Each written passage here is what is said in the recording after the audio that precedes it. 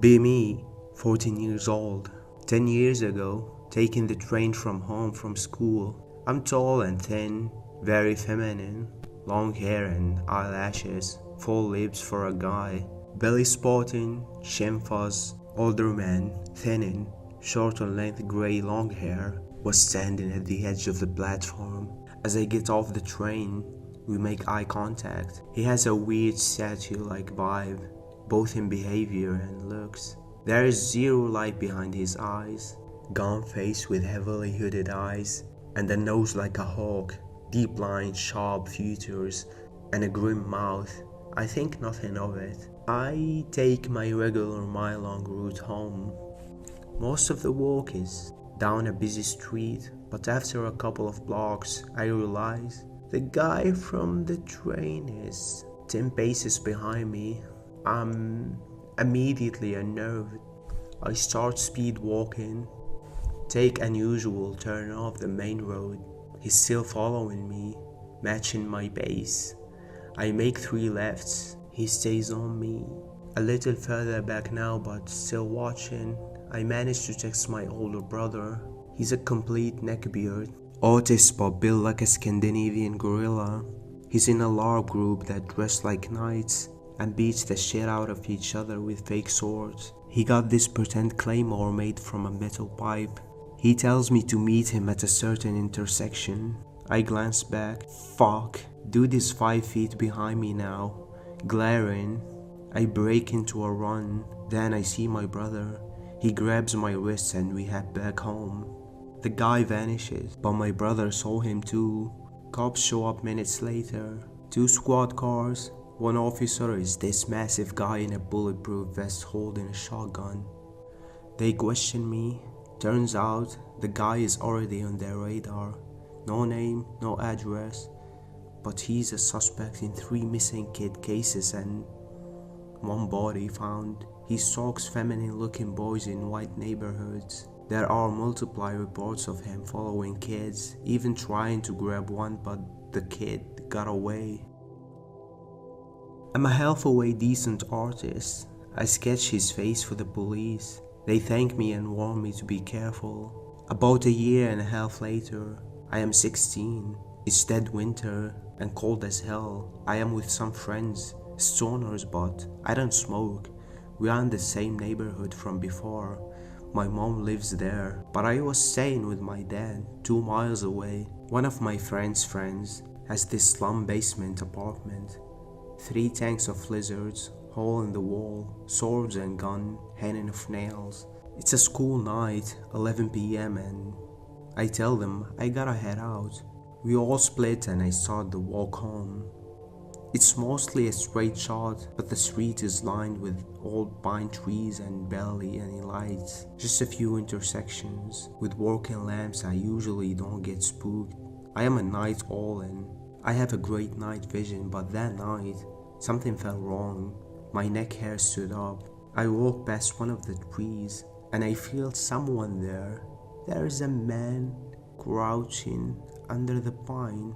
I pass him and about 20 feet later, I hear him move, sliding out from under the tree.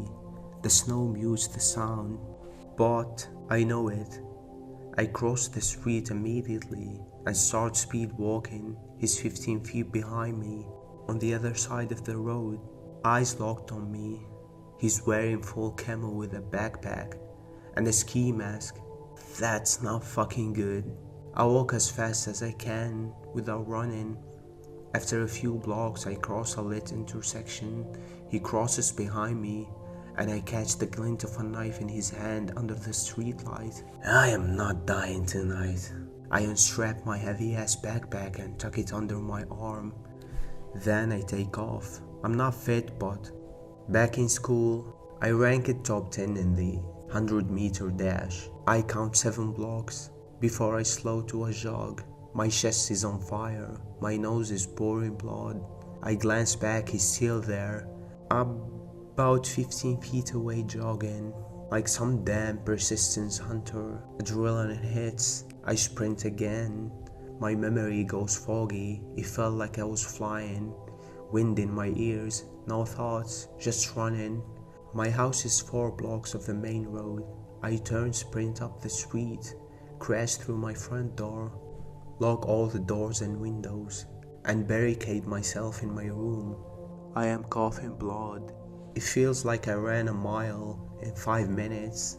I call the police. They send a car. Hours later, they catch the guy a couple of blocks from my house, creeping out of the woods. It was him, the same man from the train. A few weeks later, I find out he's a Vietnam vet with a violent past, multiple murders, over 2 decades, and he admitted to assaulting kids before killing them. Cops said I was lucky. To be fair, I still don't know how I made it out of that night.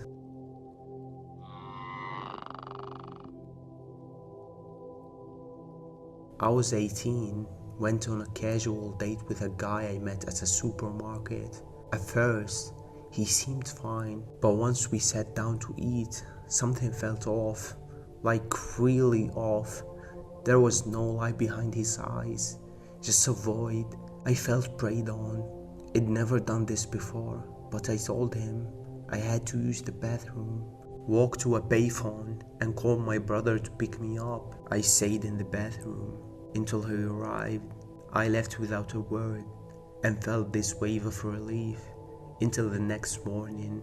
My brother, who delivered papers early, saw a man hiding in the bushes outside our house. When he confronted him, the guy ran. Beige jacket, same guy. He'd driven me home. He knew where I lived. 3 years later, I see his face on the news. Ted Bundy. I swear my heart stopped. People always said he was charming, handsome, but what I saw, that predatory look, it wasn't human.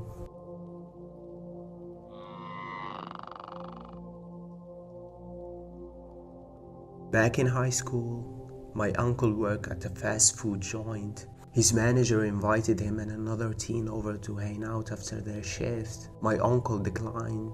Something felt off. A few years later, their friendly manager, John Wayne Gacy, he'd been luring boys to his home, murdering them and burying them in his crawl space. That one declined invitation might have saved my uncle's life.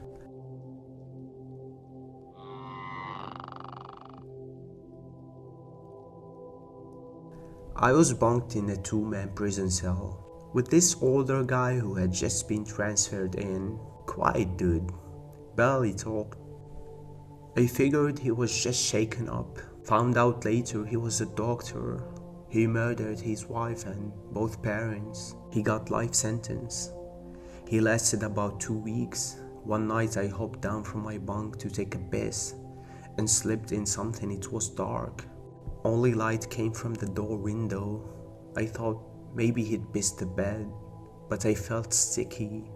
I put my hands on the light, covered in blood. I freaked, started banging on the door like a maniac. The guards thought we were fighting. They looked through the window, saw me covered in blood, and called the code. It took 15 minutes for them to open the door. Of course they thought that I killed him, threw me in the box for 10 days while they investigated. Eventually, ruled it a suicide. He slit his jugular, but that moment slipping in his blood, thinking he pissed the floor, then realizing I was covered in his death. Yeah, that never leaves you.